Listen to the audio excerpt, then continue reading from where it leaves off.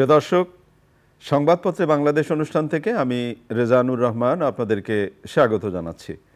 বিভিন্ন জাতীয় দৈনিকে প্রকাশিত খবরের বিশ্লেষণ নিয়ে আমাদের আজকের এই অনুষ্ঠানে অতিথি হিসাবে উপস্থিত আছেন সিনিয়র সাংবাদিক এম.এ. আজিজ। ধন্যবাদ আপনাকে।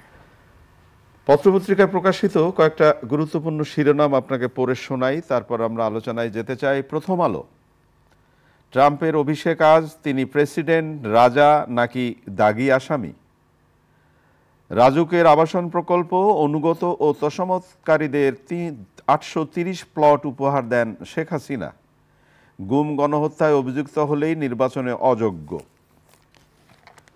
দৈনিক সমকাল, সীমান্ত বাণিজ্যে কমিশন চায় আরাকান আর্মি। ইউনুসকে বেইজিং নিতে মরিয়া চীন, পাঠাতে চায় বিশেষ উড়োজাহাজ। গাজায় যুদ্ধবিরতি কার্যকর, নজিরবিহীন ধ্বংসস্তূপে জীবনের উল্লাস। দৈনিক যুগান্তর, WHO থেকে অপসারণ চায় দুদক, টিউলিপের পথে কি পুতুল? 200 আসামির জামিন, মুক্তির দুদিন পর পিলখানা ট্রাজেডি। কালের কণ্ঠ, শিল্প চালুর আগেই ঋণখেলাপি, সুসম্পর্ক ধারাবাহিকতার আশা অন্তর্বর্তী সরকারের, বাংলাদেশ যুক্তরাষ্ট্র।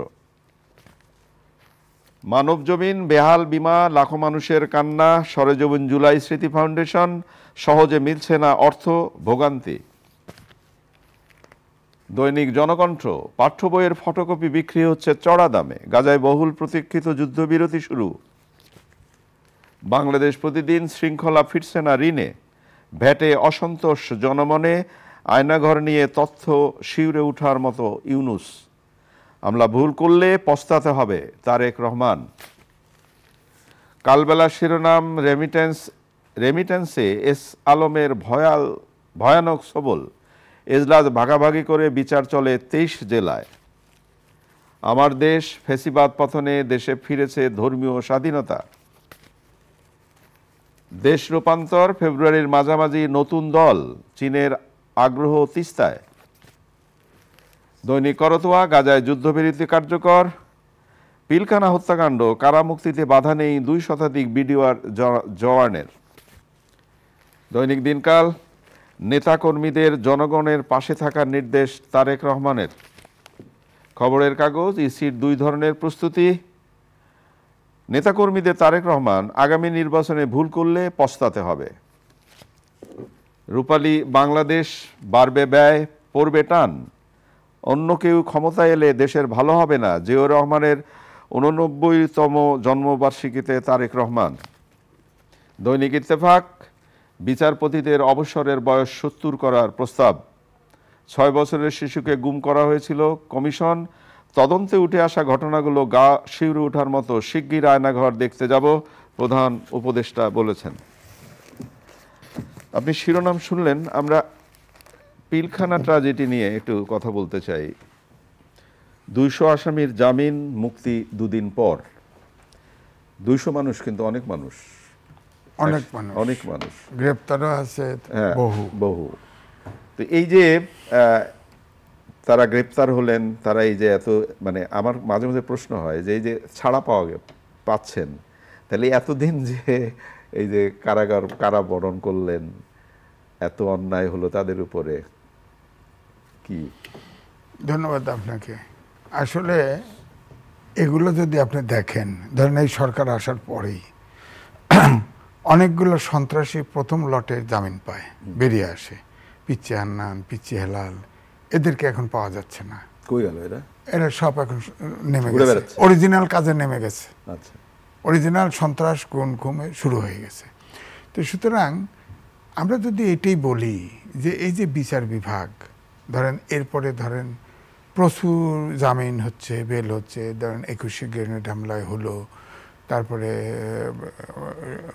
আপনার যে 20 ট্রাক মামলা, অস্ত্র মামলা, এগুলো সব জামিন হলো। এটাতে কি করবেন? হয় মামলাটা ভুয়াভাবে আটকানো হয়েছে মানুষকে, অথবা কোর্ট অন্ধ ছিল, চোখে দেখে নাই। মানে দায়টা কিন্তু কোর্টের উপরে। অর্থাৎ এটা প্রমাণ করে এদেশের কোর্ট আগেও স্বাধীন ছিল না, এখনও স্বাধীন আছে বলে মনে হচ্ছে না। হ্যাঁ, এইটাই আমার মনে হয় যে এই যে আইনের শাসন ছাত্র এখনো কোর্ট স্বাধীন বলে মনে হচ্ছে না আপনার প্রশ্ন, তাহলে তো আমরা একটা কাঙ্ক্ষিত যে পরিবর্তন চাইলাম বা পরিবর্তন হলো, সেটা কি হলো, আসলেই হলো না? দেখেন, পরিবর্তন ধরেন সামনে একটা নির্বাচন হবে, হ্যাঁ, এখন ইতিমধ্যেই যারা ঐক্যবদ্ধভাবে শেখ হাসিনাকে তাড়িয়ে দিল তাদের ভিতরে কিন্তু ভিন্ন ভিন্ন বক্তৃতা পাওয়া যাচ্ছে। আমি ধরেই নিতে পারি সামনে নির্বাচন এরকম একটা বিতর্ক আসতেই পারে, কিন্তু দলগুলোর চরিত্রগত তেমন উল্লেখযোগ্য কোনো পার্থক্য আমার চোখে ধরা পড়ে না। সুতরাং অ্যাব্রাপ্টলি কোনো পরিবর্তন ঘটে যাবে, অর্থাৎ স্বাধীনতা যুদ্ধে ছিল পাকিস্তান থেকে বঞ্চনা, অর্থাৎ বৈষম্যহীন সমাজ আমরা চেয়েছি, গণতন্ত্র আমরা চেয়েছি, গণতন্ত্র চেয়েছি, সুশাসন আইনের শাসন চেয়েছি। হ্যাঁ, এখন আপনি বলেন ছাত্ররাও তাই চেয়েছে এবং এর মাঝখানে মাঝখানে বহু আন্দোলন সংগ্রাম হয়েছে, কিন্তু আমরা সেই লক্ষ্যে কিন্তু পৌঁছাতে পারি নাই। সুতরাং এই যাত্রায় হয়েই যাবে এটা কিন্তু বলা মুশকিল। আপনি যেটা বলছিলেন, ধরেন একটা উদাহরণ দেই, প্রশ্ন থেকে যায়, ধরেন 21শে গ্রেনেড হামলা, যারা দণ্ডপ্রাপ্ত হয়েছিল তারেক রহমান সহ, এটা ধরে নিলাম ভুল, এটা হয়তো পার্সু করে অথবা প্রভাবিত করে রায়টা দেওয়া হয়েছিল, কিন্তু মানুষ তো মারা গেছে, গ্রেনেড তো ফুটেছে, তাহলে কোর্ট কি পারতো না? ঘটনাটা তো ঘটেছে, ঘটনা তো ঘটেছে, তাহলে কোর্ট কি এর সাথে পারতো না যে পুনঃতদন্ত? আমার বক্তব্যটা ওখানে, এই রায়টা দিয়ে দিলেন, তাহলে যারা মৃত্যুবরণ করলো, বোম ফাটলো, এত কিছু ঘটলো, তার কোনো বিচারের কোনো বিবেচনায় আসবে না? প্রশ্ন এখানে। এই জন্যই বলছি, হয়তো কোর্ট আগের বার যেভাবে রায় দিয়েছে এবারেও সেইভাবেই রায় দিছে, নাইলে এটা অসমাপ্ত থাকলো কেন? এটা তো অসমাপ্ত, একটা ঘটনা ঘটে গেছে, মানুষ মারা গেছে, বোম ফেটেছে, তখনকার একটা বড় দলের রাজনৈতিক সমাবেশে আপনার অনেক মানুষ মারা গেছে, বোম ফুটেছে, তার বিচারটা ফাইনালি কিছুই হলো না। এখন প্রসঙ্গক্রমে যদি আপনাকে, যেহেতু প্রসঙ্গটা তুললেন আপনি, মানে হয় না, বিপদ আসলে কি বিপদ ওইভাবেই আসে। যেমন ব্রিটেনে একজন অভিযুক্ত হলেন, সাবেক সরকারের সবাই বেরিয়ে গেলেন, মানে দেশ থেকে পালিয়ে গেলেন। এখন পুতুলের যে তার যে বর্তমান অবস্থা, সেটা নিয়েও বিতর্ক হচ্ছে, এটা কি কাঙ্ক্ষিত? না, দেখেন, পুতুলের যে বিষয়টা, অভিযোগটা দাঁড় করা হয়েছে, সেটা হচ্ছে তিনি এই পদের যোগ্য নন। আমার বক্তব্য হলো, আমাদের দেশে কি সব যোগ্য লোক চাকরি করে? এখন যে ধরেন আমাদের যে সম্পাদকগুলো রিপ্লেস হচ্ছে, হ্যাঁ, ফেসিবাদের দোসর, তারা অনেক টাকা পয়সার মালিক, তারা ভেঙে গেছে, পদ শূন্য, কিন্তু শূন্যস্থান পূরণ হচ্ছে, সবাই কি যোগ্য? আপনি তো সাংবাদিক, আপনি খুব কঠিন প্রশ্ন তুললেন, এইটার উত্তর দেওয়া খুব মুশকিল। এখন প্রশ্ন আমার কাছে তফাৎ আসছে, জি, আমি তো এত সহজে গেলিনি, কেন? কারণ আমার কাছে, আমি মনে করছি যে এটা এক ধরনের দখলই, বদনাম আসবে, অথবা আমি যোগ্য না, এরকম হতে পারে।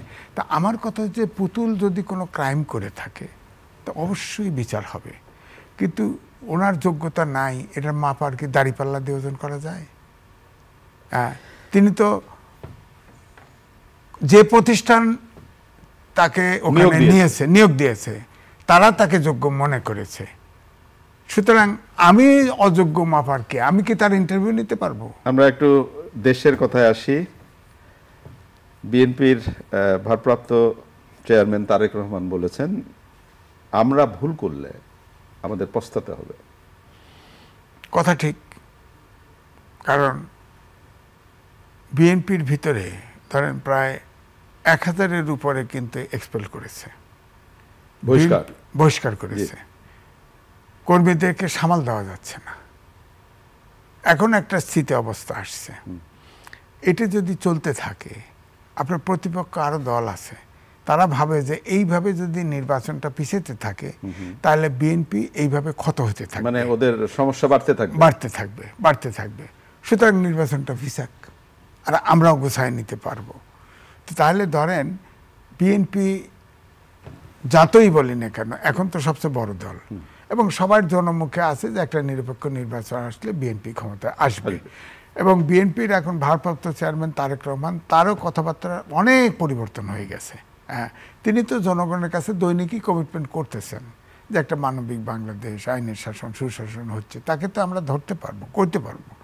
কিন্তু ধরেন এই ইলেকশন প্রসেসে এমন অনাকাঙ্ক্ষিত শক্তি যদি ক্ষমতায় আসে, তারা হয়তো দেশটার ওই ট্রাম্পের মতো নির্বাহী আদেশে সব বাতিল করে দিল, অর্থাৎ দেশটা যে পথে চলছে এই পথেই চলল না, তখন কি করবেন?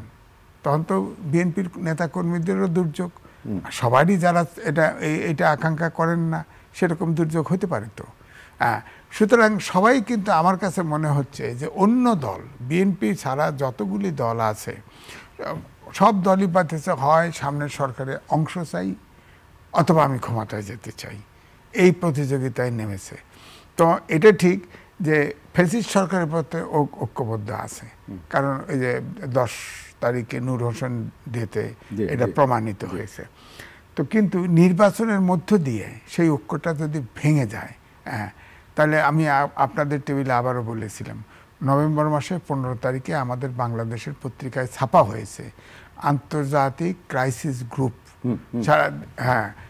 তার প্রতিবেদন দিয়েছে যে যদি জন আকাঙ্ক্ষা এই সরকার পূরণ করতে না পারে তাহলে দেশ পূর্বের অবস্থায় ফেরত যেতে পারে, অথবা সেনাবাহিনী সরকারের দায়িত্ব নিয়ে নিতে পারে। এটা ব্ল্যাক অ্যান্ড হোয়াইট আসছে।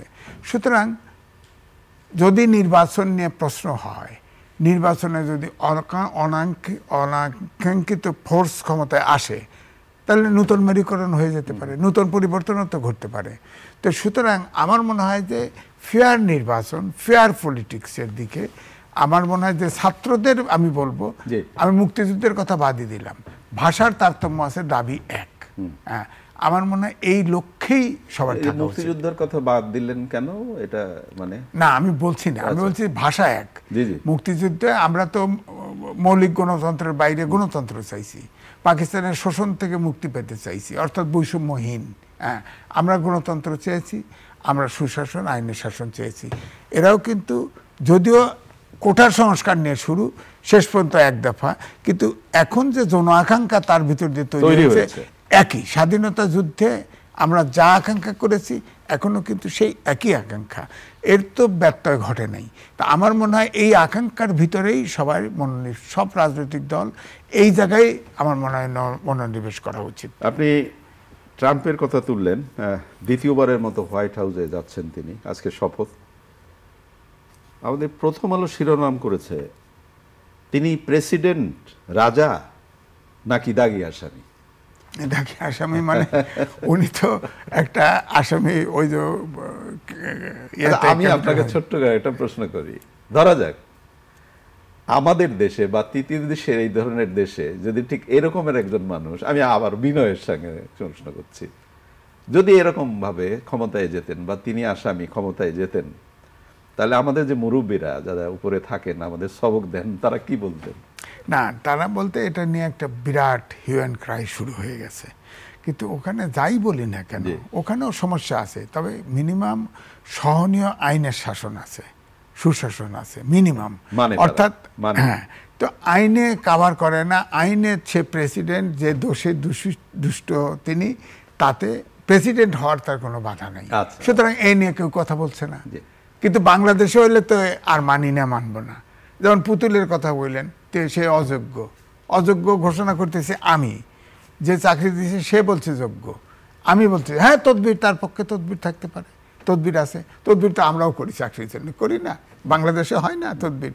বাংলাদেশে কোনো চাকরি পেতে চাইলেই প্রথম শুরু করে যে তদবির লাগবে, হ্যাঁ এইটা প্রদান করে।